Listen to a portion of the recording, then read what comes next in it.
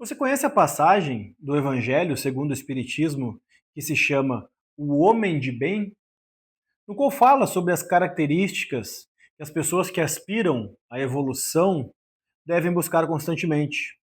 Vamos conhecer juntos quais são os atributos do homem de bem.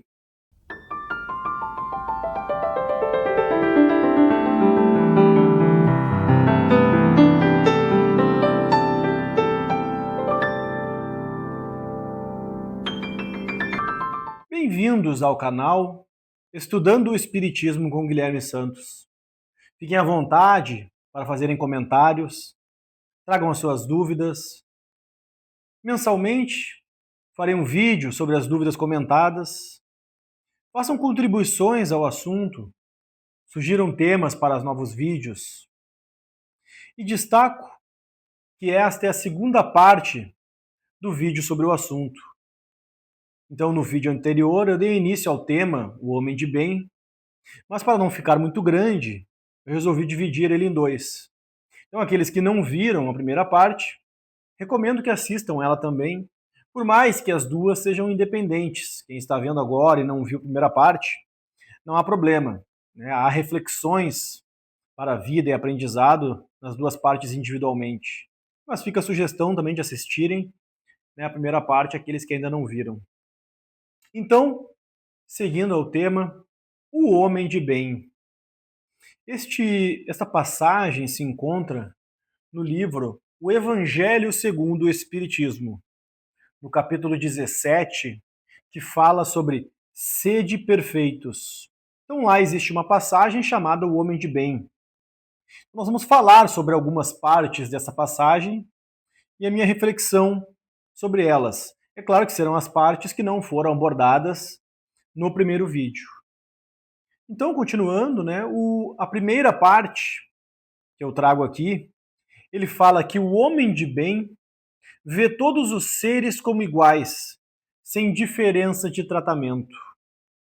Então, muito cuidado, né, com a soberba, com a arrogância.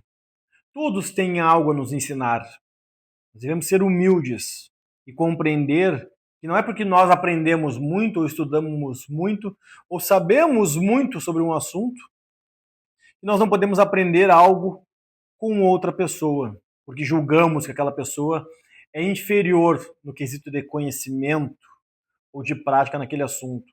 Primeiro, que nós nunca conseguiremos conhecer 100% os outros para fazer esses pré-julgamentos. E segundo, que nas mais diversas situações Deus apresentará para nós possibilidades de aprendizado. Então nós falamos muito sobre isso nos atendimentos no Centro Espírita, né, que quem mais aprende lá somos nós, os trabalhadores da casa. Porque muitas vezes estamos conversando, aconselhando alguém na parte do atendimento fraterno, e o que a pessoa está nos relatando, muitas vezes é algo que nós também fazemos no nosso dia a dia. Ou a gente percebe através dos problemas daquela pessoa que os problemas que nós temos na nossa vida privada são muito menores do que aquilo que aquele irmão está passando. Então, todas as situações, até mesmo quando estamos simplesmente ouvindo e acolhendo alguém em sofrimento, todas as situações são passíveis de nos ensinar algo. E com isso, eu já faço a seguinte ressalva. Muita gente acha que quem trabalha num centro espírita é alguém superior aos outros. Isso está muito errado. Muitos acham, né, que ser médium é sinônimo de evolução. Pessoal, não tem nada a ver uma coisa com a outra.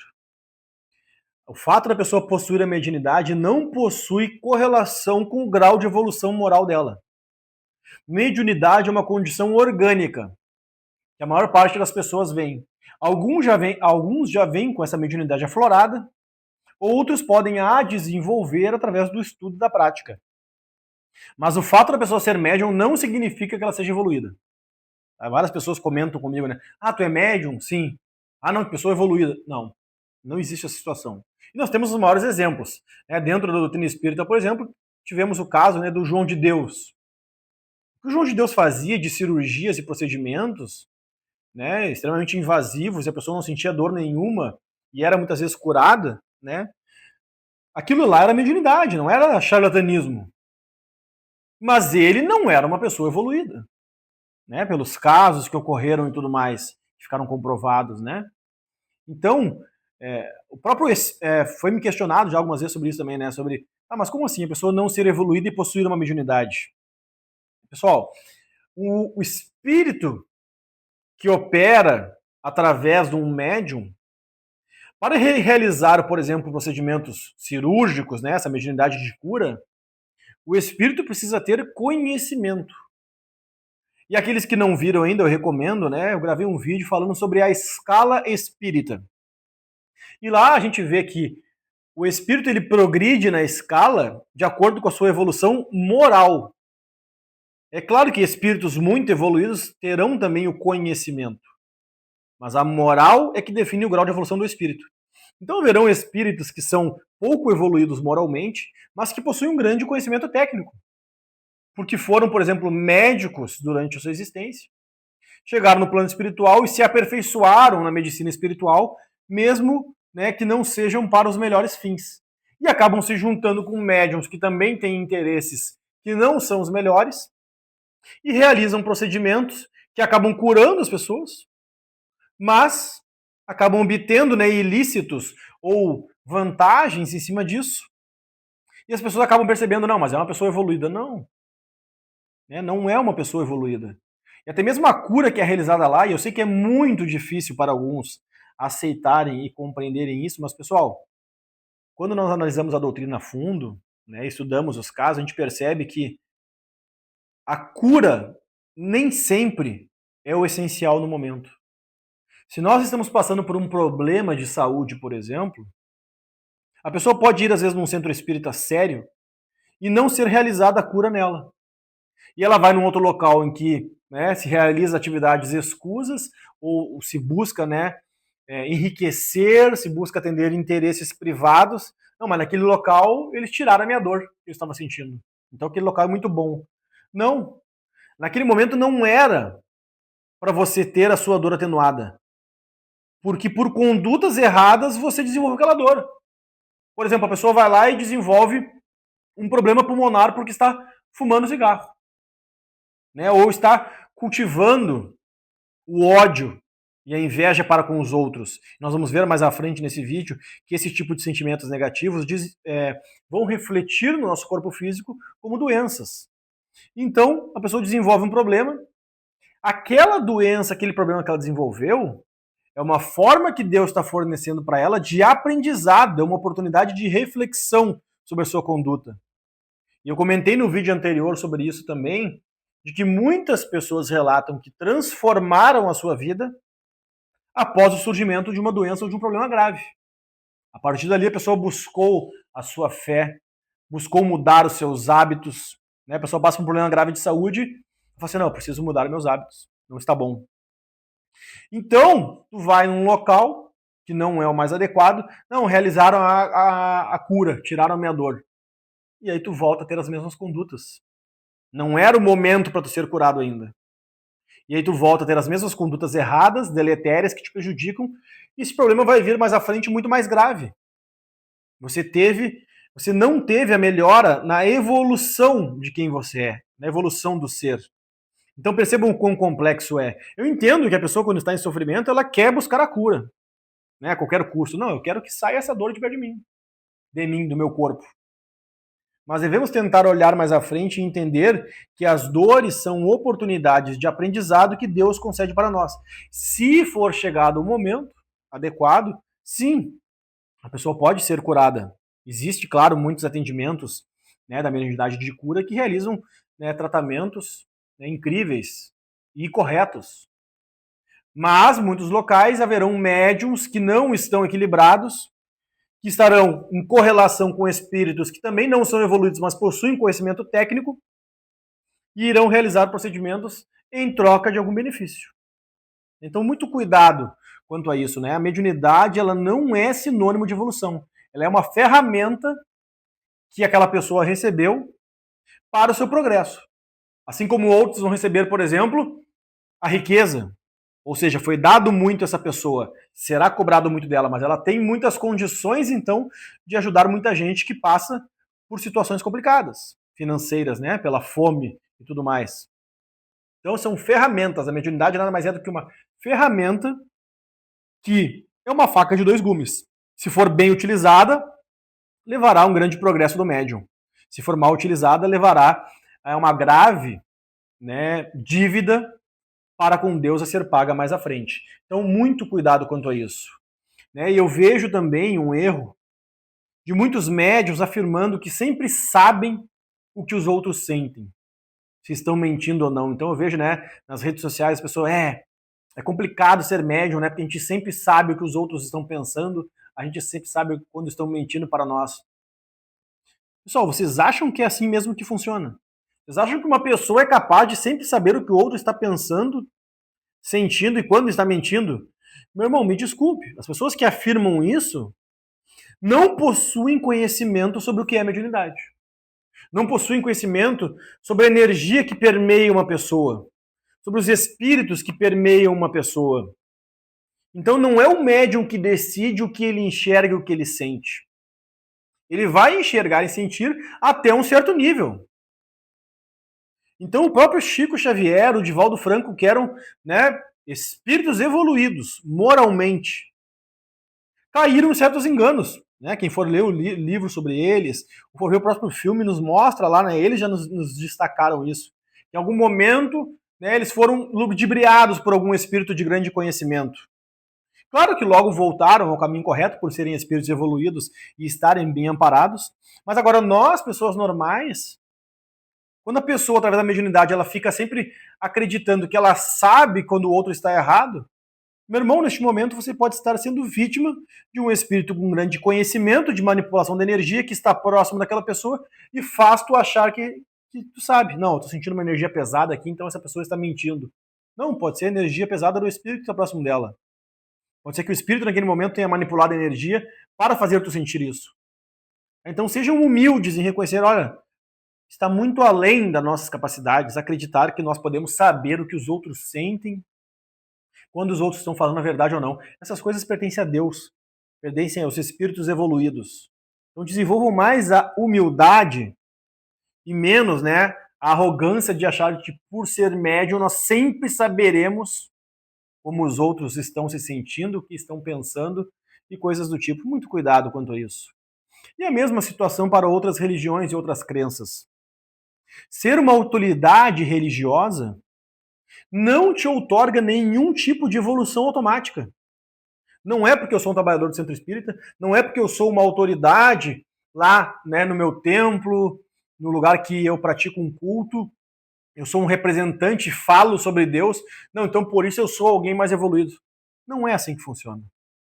Existem pessoas que passam o dia todo falando sobre Deus, o dia todo dentro de certos cultos, mas que são espíritos muito pouco evoluídos por conta dos seus pensamentos e as suas condutas privadas. E existem outras pessoas que nunca pisaram num culto, num centro espírita, mas os seus sentimentos, os seus pensamentos, as suas condutas no dia a dia são as melhores possíveis com as condições que possuem.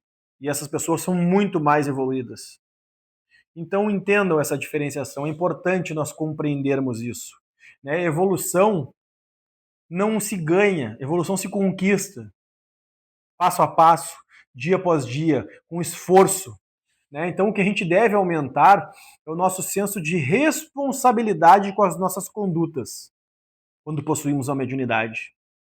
Ao compreender que, olha, se eu sou um médium, se eu possuo a mediunidade, então eu estarei em correlação maior com o plano espiritual e com as energias do plano espiritual, por isso eu devo ter muito mais cuidado e mais responsabilidade com as minhas condutas, para que eu possa realmente me colocar num padrão vibratório mais alto e me sintonizar com espíritos mais evoluídos. Não é nós que decidimos com quem nos sintonizamos. É os espíritos que, de acordo com a nossa evolução, o padrão vibratório que nós conseguimos nos colocar, eles vão avaliando com quem conseguem se conectar e quem eles podem utilizar como ferramenta de trabalho no amor e na caridade, no bem ao próximo. Então, um conselho, né? Sejamos eternos aprendizes. Essa é uma observação que eu faço para muitos locais me referindo mais especificamente dentro da doutrina espírita, para muitos centros espíritas que não realizam grupos de estudo. Na minha concepção e no nosso centro espírita, onde eu trabalho, todos nós temos essa visão de que é inconcebível um centro espírita que não separa um dia para o estudo do grupo dos trabalhadores. É inconcebível isso.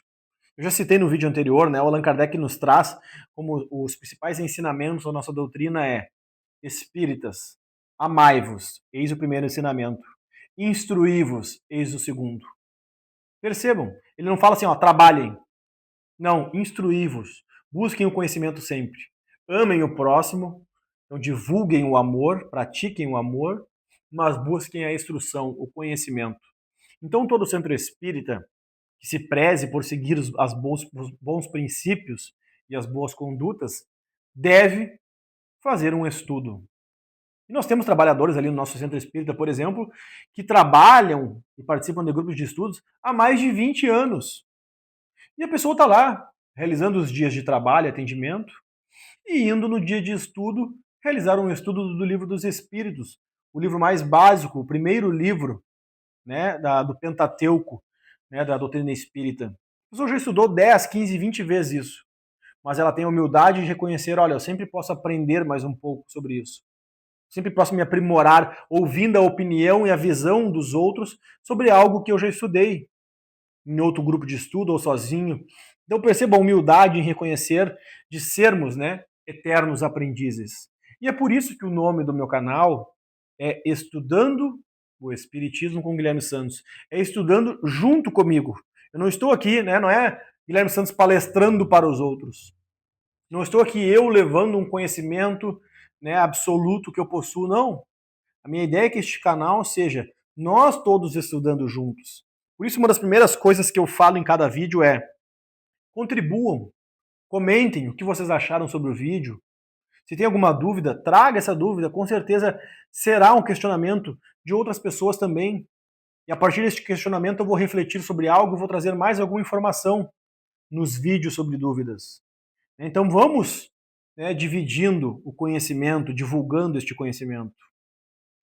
Então, seguindo, né, nessa passagem do homem de bem, ele fala que o homem de bem respeita nos outros as convicções sinceras.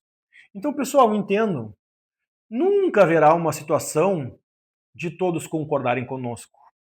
Na situação que nós estamos ainda neste plano na Terra, isso não é possível. Que todo mundo concorde 100% com a nossa visão, com o que nós achamos. Por isso, nós devemos respeitar nos outros as opiniões que eles possuem, mesmo que nós não concordemos com isso. Faz parte da situação, né? Respeitar também a crença de cada um. Então vocês jamais vão ver no espiritismo, né, pessoas que realmente praticam a doutrina espírita verdadeiramente, as pessoas denegrindo outras religiões, né, falando mal de outras religiões, que nem eu já vi muitas vezes outras pessoas, em outras crenças. Não, se você for lá no espiritismo, né, isso é coisa do diabo, isso é coisa do demônio, você estará pecando. Não faz sentido isso. Todas as religiões irão convergir para o mesmo propósito, a evolução do ser e o amor. Os espíritos já nos trazem esse conhecimento, né, que em planos mais evoluídos, o que prevalece é o amor, não existe, né, religiões e crenças. Me debrucei um pouco mais sobre isso, né, no vídeo anterior também. Então, pessoal, entendam, né, nós devemos respeitar a crença dos outros, jamais denegrir. Até porque pode ser que dentro daquela crença a pessoa esteja conseguindo a sua evolução, que talvez não encontrou no Espiritismo. Assim como muitos chegaram no Espiritismo, né, dizendo que não conseguiram se identificar com a crença que estavam e se identificaram no Espiritismo. Que bom, perfeito isso. O importante é que você encontre uma crença, né, uma doutrina de vida que lhe ajude nos seus princípios, na sua caminhada. Isso é o mais importante. E claro, entendam que cada um tem o seu tempo.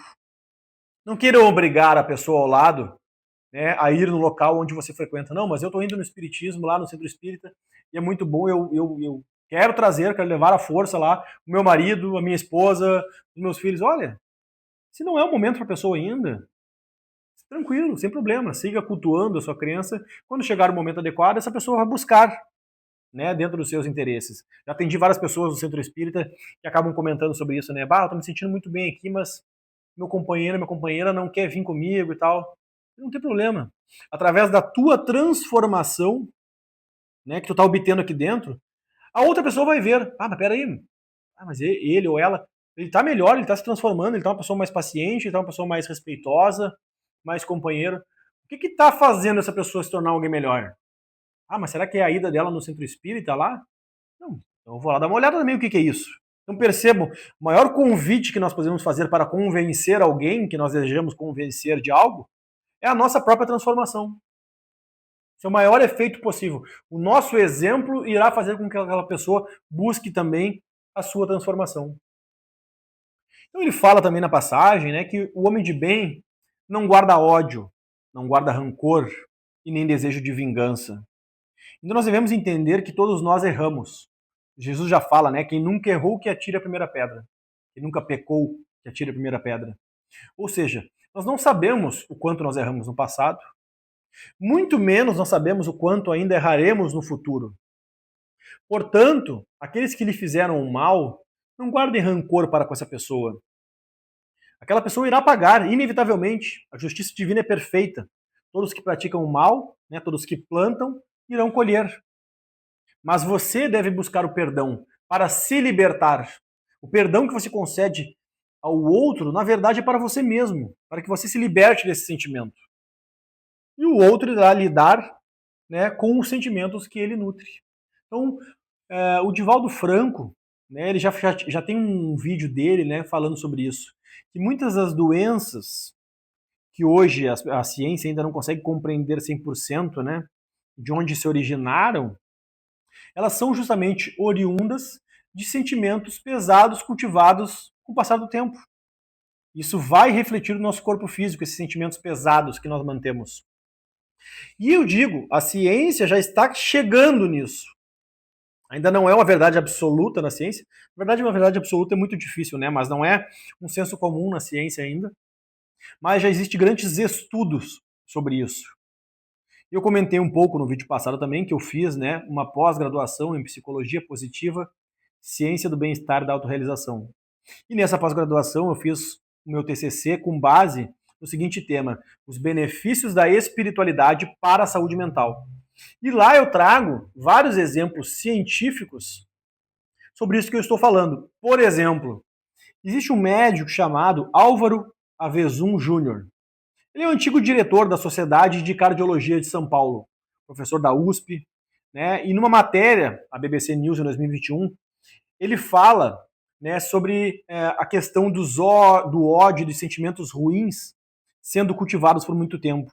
Ele fala que diversas instituições de pesquisa em saúde têm investigado o quanto a espiritualidade, e não necessariamente a religiosidade, a gente viu lá, né, a questão da religiosidade vinculada a dogmas, né, a imagens, a cultos, e a espiritualidade sendo algo mais voltado ao ser, uma conexão interior de cada um.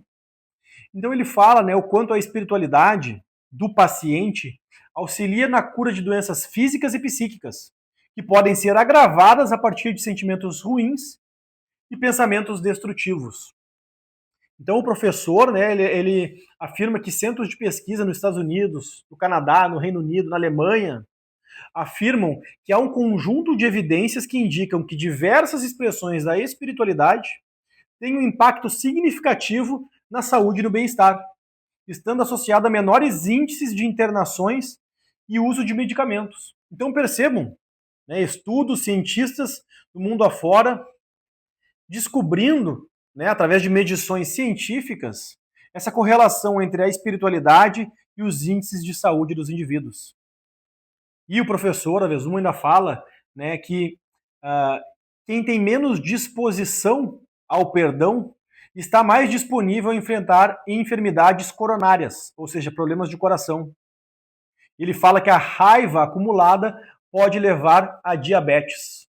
E ainda afirma que intervenções baseadas no perdão e na gratidão é possível, através disso, controlar, por exemplo, a pressão arterial do indivíduo.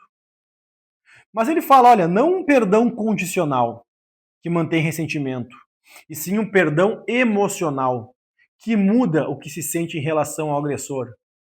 Então percebam, né, pessoas de renome, cientistas, professores, doutores, né, realizando estudos e comprovações científicas dessa correlação entre os nossos pensamentos, os nossos sentimentos e aquilo que acontece com o nosso corpo. Entre o perdão, né, e os índices de pressão arterial. Entre o perdão e as enfermidades coronárias, os sentimentos bons e ruins e os problemas no coração. Então percebam que área interessante, que momento, né, interessante nós estamos adentrando. É a ciência chegando naquilo, né, que a espiritualidade já nos trazia. Então fica de reflexão e de estímulo, né, a busca do conhecimento e a reflexão sobre isso. Também, nessa passagem, ele fala que o homem de bem sabe bem utilizar os bens que lhe são concedidos. Ou seja, mais uma vez, que nem eu comentei no vídeo anterior, a quem mais for dado, mais será cobrado. Ou seja, muito cuidado com a questão do materialismo em excesso, com o acúmulo desenfreado. E percebam, o espiritismo, diferente do que alguns acreditam, ele não é contra o enriquecimento do indivíduo. Mas ele faz a seguinte ressalva. Primeiro, que a pessoa consiga esses bens, né, essa conquista material, sem prejudicar o outro, sem pisar, sem enganar as pessoas. E segundo, sem excesso. A gente já tem aquela máxima que a gente fala, né, que tudo em excesso é prejudicial. É a mesma coisa. Quanto mais a pessoa tiver condições, ela não pode esquecer de que a quem mais for dado, mais será cobrado. Ou seja, mais ela tem que fazer pelos outros. Se eu estou tendo mais conquistas, eu preciso também fazer mais pelos outros que não têm a capacidade ou não tiver as condições, as oportunidades de ter essas mesmas conquistas. E é claro, o cuidado com excesso. A pessoa comprou uma casa e um carro, não. Ao invés de ajudar os outros, eu vou comprar mais uma casa, eu vou comprar mais um carro, sempre pensando, né, em aumentar o seu patrimônio material e sempre deixando para depois o auxílio ao próximo. Muito cuidado quanto a isso.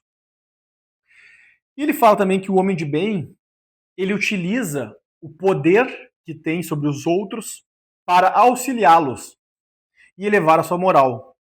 Então, muito cuidado aquelas pessoas que se encontram em funções de chefia, ou seja, que possuem em suas mãos algum tipo de poder. E eu digo por experiência, aqueles que me conhecem sabem, né, que nos últimos 15 anos eu fui militar do Exército Brasileiro e nos últimos 6 anos, mais ou menos, né, eu era capitão do Exército, ou seja, eu comandava várias pessoas, né, em torno de 100, 120 pessoas. Então, possuía um grande poder em minhas mãos. E eu sempre tive a reflexão e o cuidado de entender a responsabilidade que eu tinha sobre isso. Olha, eu tenho a condição de ajudar as pessoas. Eu preciso respeitar eles, mas eu preciso ouvi-los e ajudá-los. Né? Eu vejo alguém que está produzindo muito pouco, né? Um chefe. Não adianta chegar e querer, né? Por que tu está produzindo pouco? Eu vou te demitir, eu vou te punir, vou te castigar, né? Ameaçando a pessoa. Não, mas quem sabe eu não vou entender primeiro o que está acontecendo com essa pessoa. Olha, senta aqui, tá tudo bem contigo? Tá passando por algum problema pessoal? Porque vocês conseguem conceber se a pessoa está com um filho doente no hospital, por exemplo. É óbvio que o rendimento dessa pessoa vai cair. A pessoa está com a cabeça no seu filho, na sua companheira, no seu companheiro, que está com problema de saúde grave, por exemplo. Só que se o chefe não parar para conversar e ouvir, ele não vai saber disso. E você tem a empatia de entender, olha, a pessoa está passando por um problema. Eu preciso ajudar ela. Quando tu ajuda o chefiado, tu vai receber dele uma gratidão, um desempenho melhor. Então, tenham muito cuidado com isso. Se preocupem com as pessoas que estão sob seu cuidado. Eu sempre tomei muito cuidado quanto a isso, né? Aqueles que me conhecem sabem também que eu sou muito esquecido. Então, às vezes a pessoa me comentava, não, eu tô com problema de saúde com meu filho e tal. Eu falava, cara, não posso esquecer disso. Além de, claro, no momento, eu oferecer toda a minha ajuda, mas eu ia lá e anotava, por exemplo, na minha agenda. Não, ó, daqui um dia, ver com fulano como está o filho dele. Se melhorou, se piorou, se ele precisa de alguma coisa. Então, assim, esse tipo de cuidado e preocupação é essencial naqueles que possuem algum tipo de poder e de chefia. E em contrapartida, a própria passagem do Evangelho, né, fala isso, do homem de bem, diz que o homem de bem, aquele que está na função de subordinado, ele deve compreender os seus deveres e cumpri-los de maneira consciente. Ou seja, ele deve respeitar, obedecer e ajudar o seu chefe, dentro dos limites aceitáveis, claro, de dignidade. Mas como eu falei, quando aquele que está na função de chefia respeita e auxilia aquele que está na função de chefiado, de maneira natural, a maior parte das pessoas, claro, irão ter uma gratidão e um respeito para com aquele que lhe fornece o emprego, que lhe fornece a oportunidade do trabalho. Então percebam nessa via de mão dupla que deve haver nas nossas relações de emprego. Né? Falando aqui mais dessa questão, né, do poder na parte formal do trabalho. Mas, né, estendo isso também, as mais diversas formas de poder. Então, quando aquele que possui o poder respeitar e ajudar aquele sobre o qual tem o poder, naturalmente ele estará recebendo, né, daquele sobre o qual exerce o poder, o respeito. Então, por exemplo, dentro do quartel, eu sempre tomei muito cuidado de, ao falar com os meus subordinados, pedir um por favor, na hora que eu dava uma atividade para ele desempenhar. Então percebam, eu poderia falar, fulano, vai lá e executa isso. Né, sai daqui. Mas não. Cara, por favor, tem como fazer tal coisa? O cara ia lá, realizava a atividade. Olha, muito obrigado.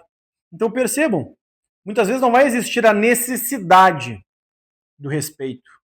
Mas tratar a pessoa com respeito, né, se eu tenho a condição, por que não? Então reflitam sobre isso no dia a dia. Se eu posso dar um bom dia para uma pessoa, por que não? Se eu posso agradecer a pessoa que fez algo para mim, por mais simples que seja, por que não? Então, muitas vezes, até nas próprias relações, né? O companheiro com a companheira, né? Um fala com o outro, sempre num tom, né, de ameaça ou de ordem. Bah, mas será que eu não posso pedir? Olha, tem como tu me ajudar aqui, por favor? Olha, tu precisa de ajuda aí com alguma coisa? Então, percebam, nessa relação de respeito, ela é muito mais vantajosa para todo mundo. Então, fica essa reflexão. E os próprios espíritos nos trazem, né, que uma das provas mais difíceis que a gente pode ter durante a encarnação são as provas do poder e da riqueza. Justamente, né, do poder, que nem eu falei, porque nós temos uma influência muito grande sobre os outros, é muito fácil a gente se perder nessa questão do respeito e simplesmente sair mandando. E na questão do dinheiro, por conta da tentação. Qual vocês acham, né, que é a pessoa que vai ter mais propensão a buscar estudos que nem esse que nós estamos fazendo sobre a sua espiritualidade, né, e tudo mais? É aquela pessoa que tem várias tentações para no final de semana, né, fazer festas, eventos, né, em lugares luxuosos, ou aquele, né, que vive uma vida mediana, uma vida humilde e vai buscar assim cultuar a sua fé para suportar as situações as quais está passando. E naturalmente, as pessoas que têm menos vão ter maior propensão a buscar, né, este conhecimento e as coisas de Deus, as coisas espirituais, por terem menos tentações neste aspecto. Então, muito cuidado também, né, a gente achar que as pessoas que têm o poder e o dinheiro, não, eu gostaria muito de ter isso. A chance de serem corrompidos pela tentação também se torna muito grande. E por último, ele fala, né, que o homem de bem, ele esforça-se diariamente para combater as suas imperfeições, para melhorar a cada dia. Então entendam, todos nós temos muito a melhorar. Quem acha que não tem o que melhorar, fica aqui um conselho, né? Eu recomendo que comece pela humildade. Porque se a pessoa acha que ela é boa em tudo, já está pecando no atributo da humildade. Todos nós temos o que aprender com os outros e o que melhorar. Mas ao mesmo tempo, não fiquem tristes se não estão conseguindo melhorar em algum aspecto que desejam. Continuem se esforçando. A recompensa vai vir. Eu sempre gosto de explicar, né, que aqueles que identificaram algo que precisam melhorar já estão muito à frente daqueles que nem pararam para pensar sobre isso ainda. Aqueles que estão tentando mudar já estão muito à frente também daqueles que descobriram algo a melhorar, mas desistiram de tentar, ou nem começaram a tentar ainda porque é muito difícil mudar determinada característica. E todo o esforço que nós empenhamos é reconhecido por Deus. É claro que Deus não vai reconhecer só quem venceu uma dificuldade e todos os outros numa situação igual. Aquele que nem parou para pensar nos seus defeitos, aquele que nem começou a tentar mudar, né, suas más inclinações, e aquele que está se esforçando genuinamente em melhorar. É óbvio que haverá recompensa da parte de Deus e amparo dos bons espíritos em níveis diferentes de acordo com o que nós nos esforçamos. Então, entendam, Deus está sempre observando vocês. Continuem se esforçando diariamente. A recompensa vai chegar. Deus está te vendo. Ele sabe do seu esforço, ele sabe do seu pensamento, do seu desejo. Continue esse esforço. Você vai vencer, né, as suas dificuldades e você vai se melhorando a cada dia. Acredite nisso. E, é claro, essas numerações que eu trouxe aqui não são todas as qualidades que distinguem o homem de bem. Mas todo aquele que buscar, né, genuinamente se esforçar para possuir essas características, esses atributos, buscar conquistá-los, estará no caminho que conduz à evolução. Então, assim, eu agradeço todos que acompanharam este vídeo. Eu peço àqueles que puderem, né, que curtam, que compartilhem, que comentem no vídeo. Então, o algoritmo do YouTube, ele é feito, né, para divulgar o conteúdo. Quanto mais este conteúdo é curtido, é comentado, compartilhado, quanto mais pessoas se inscrevem no canal através do vídeo. Então, aqueles que puderem fazer isso estarão, né, me ajudando e ajudando a divulgar essa mensagem que pode, né, auxiliar pessoas que necessitem deste conhecimento para ter talvez um despertar, um impulso maior na sua modificação. Aqueles que tiverem desejo, né, me sigam nas redes sociais, que está na descrição, tanto deste conteúdo quanto no canal no YouTube. E até um próximo vídeo. Muito obrigado.